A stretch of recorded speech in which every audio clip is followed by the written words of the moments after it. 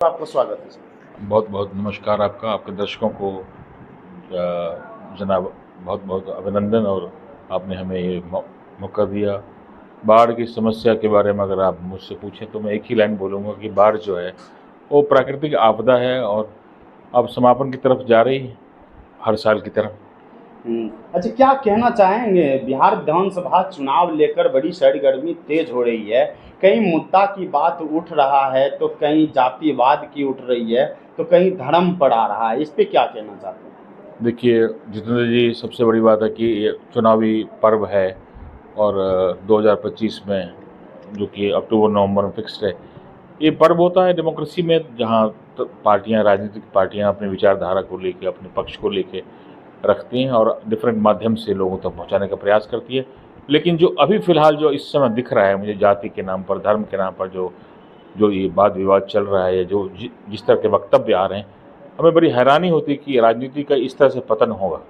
आज 40 साल से मैं अखबार पढ़ रहा हूँ और मीडिया को देख रहा हूँ स्कूल से ही, और अभी तो मुझे लग रहा है कि ये इस तरह का पतन कभी नहीं था जो पतन अभी इस समय है। लोगों के, खास करके रूलिंग पार्टी के, और जो एनडीए गवर्नमेंट के, सेंट्रल गवर्नमेंट के मिनिस्टर्स हैं, उनके स्टेटमेंट मुझे बड़े आहत नहीं होनी चाहिए। जी, क्या कहना चाहेंगे? अभी गिरिराज सिंह की हाल फिलहाल बयान है कि मुस्लिम को नमक हराम बोल दिए हैं कि मोदी जी का वोट नहीं देते हैं इसलिए नमक हराम बोल दिए। इस पे क्या कहना चाहेंगे? मुझे आश्चर्य और दुख होता है, दोनों चीज़। आश्चर्य इसलिए होता है कि मोदी जी को क्या मजबूरी है कि ऐसे नेता को, ऐसे मंत्री को अपने मंत्रालय में रखा हुआ। देश में संदेश कितना गलत जा रहा है। सिर्फ पार्टी का ही नुकसान इससे नहीं होगा, लोगों की आस्था का सवाल है। हिंदू मुसलमान एक भाईचारे में हजारों साल से रह रहे हैं, आज का ये समाज नहीं है। और इस एक सेंट्रल कैबिनेट मिनिस्टर, अगर कोई गांव का कोई आदमी हो या शहर का कोई चुटभैया नेता हो, वो कुछ बोलता है तो उसकी बातों पर भरोसा नहीं करता। एक जिम्मेदार मंत्रालय का आदमी, एक बुजुर्ग आदमी है, सीनियर आदमी है वो, और इस तरह की बात अपने मुंह से जो आप पब्लिक मंच से आप बोल रहे हैं, ये कतई मतलब बिल्कुल अशोभनीय है। और ये लोकतंत्र के लिए बहुत ही अपमानजनक शब्द है। ये ऐसा नहीं बोलना चाहिए उनको, ये ठीक नहीं है। और जनता, मुझे लगता है इसका जवाब भी माकूल देगी, क्योंकि ये चुनाव हार रहे हैं बिहार में, इसलिए इस तरह की इनकी जो बौखलाहट है, इस तरह के स्टेटमेंट दे दे कि कुछ एक राजनीति कर रहे हैं जो इससे कुछ होना नहीं। उनको लोग समझ चुका है कि इनका नकली राष्ट्रवाद है, और नकली जो बात करते हैं कि राष्ट्र समर्पित, और मतलब क्या क्या बोलते हैं, इसका मीनिंग। सर, 90 की बात करें और अभी 25 की बात करें तो 90 में बोला जाता है और कई लोग से सुनते हैं कि अभी गुंडा राज है, तो दोनों में क्या फर्क है सर? फर्क है, मैं बताऊं। मैं दोनों राज को देख रहा हूँ। 90 में भी मैं चूँकि यूनिवर्सिटी में गया था, उसमें मैं यहाँ से पलायन हो मेरा हुआ, और इस जंगल राज की वजह से ही यहाँ से बहुत सारे लाखों की संख्या में विद्यार्थी गए थे जी। और वाकई जंगल राज था। आप लोग बहुत छोटे होंगे या जन्म भी नहीं हुआ आप लोगों का होगा। जी सर, जी। तो मैं आपको बताऊं, उस समय सड़कों पर 6 बजे के बाद चलना मुश्किल था। अपहरण, हत्याएं बहुत मामूली सी बात थी, और ये गैंग वॉर, बहुत सारा चीज़ था बिहार में जो पहली बार दिख रहा था बिहार में। जी।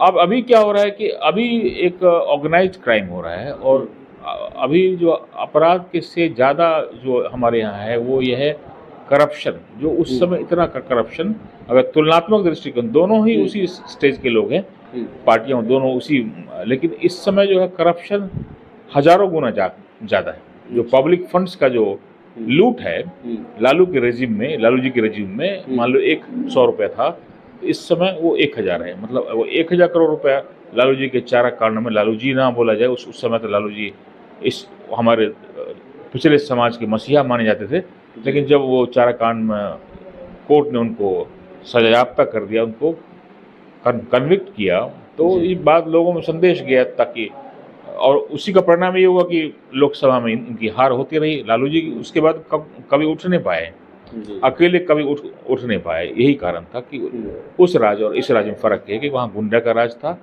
इस समय अफसरों का राज है, जो कि वो ठीक नहीं है। अच्छा, मतलब मानते हैं कि गुंडा राज अभी कायम है?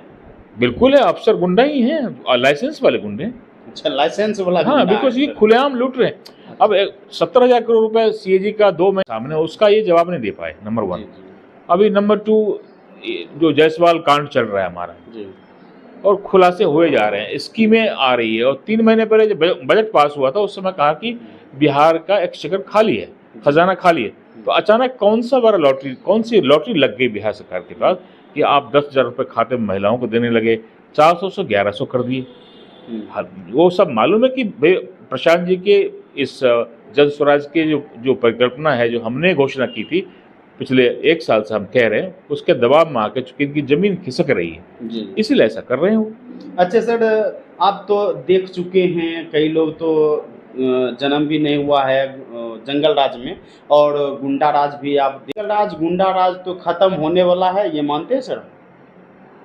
देखिए, अभूतपूर्व परिवर्तन की जरूरत है। आज 35 साल हो गए जंगल राज, गुंडा राज, आपराधिकरण, राजनीति का, उसके बाद करप्शन अपने हाईएस्ट लेवल पर है। और इसीलिए कोई विकल्प नहीं था समाज में लोगों को, और जन स्वराज इसलिए विकल्प बन के आया। तो जरूर खत्म होगा, आप देखिएगा नवंबर में। हमें पूरा भरोसा है कि हम जन स्वराज सरकार बनाएंगे, और पूरी तरह से इन सबों को, जो ये 35-40 साल में जो इन लोगों ने समाज में जाति, धर्म, इस तरह की कटुता पाल के, ऊंच नीच करके अपना पेट भरा, जो भी है अपने कुनबों का, अपने परिवार का, अपने बच्चों का भाग्य बनाया, हजारों जन स्वराज में जनता का राज रहेगा। नहीं, स्वाभाविक सी बात है, हमारा जन स्वराज का नाम ही है जनता का सुंदर राज। सिर्फ राज ही नहीं, सुंदर राज। सुंदर राज। हाँ। अच्छा, लास्ट मेरा सवाल रहेगा सर, चुनाव का बहुत कम ही समय बचा है, लेकिन अभी तक प्रत्याशी का ऐलान नहीं किया गया है सर। बहुत कब तक हो जाए? मैं बताऊं, नवरात्रि के पावन पर्व का की शुरुआत होने वाली है 22 तारीख को जी। और हमारा चूंकि आकलन की प्रक्रिया हमारी पूरी नहीं हुई थी, अब होने जा रही है। प्रथम और द्वितीय चरण की मुझे लगता है कि 22 तारीख तक आपको कुछ अच्छा न्यूज़ आ जाएगा। और हम चूँकि हमारा प्रोसेस ट्रांसपेरेंट है, थोड़ा कॉम्प्रहेंसिव भी है, ऑब्जेक्टिव भी है, बहुत सारे इनपुट्स तैयार करने होते हैं, तो हम आकलन करते करते हमारी सेंट्रल टीम जो है वो इस पर अपना स्टेटमेंट देगी। आप इंतज़ार करें, लेकिन ये बात ज़रूर कहूँगा, अन्य पार्टियों की तुलना में हम सबसे पहले अनाउंस करेंगे। अच्छा, सबसे पहले कीजिए। यस, ये बात सच है, क्योंकि हम किसी तरह के विरोधाभास में या कोई जो हमने कहा वही करेंगे। हमने शुरू से, जब से पार्टी बनी है, जब से हम चुनाव की तैयारी कर रहे हैं, हम तो डे 1 से कर रहे हैं, 2 अक्टूबर से ही कर रहे हैं। 2 अक्टूबर 2024 से पार्टी बनी और हम तैयारी शुरू कर दी कि 2025 का टारगेट रखा है। तब से हमने ये प्रक्रिया शुरू की है, और अब आवेदन का अंतिम दौर आवेदन प्रक्रिया पर जो मूल्यांकन है उसका अंतिम दौर चल रहा है। चलिए, अपना परिचय बता दीजिए सर। मेरा नाम कुशेश्वर भगत है, मैं मटियानी विधानसभा का एक संभावित प्रत्याशी हूँ, जन स्वराज का एक कार्यकर्ता हूँ। तो अभी आप सुन रहे थे संभावित प्रत्याशी के रूप में जो कुशेश्वर भगत जी बोले हैं कि जंगल राज गुंडा राज देख चुके हैं, अब जनता की सुंदर राज देखने के लिए मौका मिलेगा। इसी के साथ जय बिहार में स्वागत है। धन्यवाद।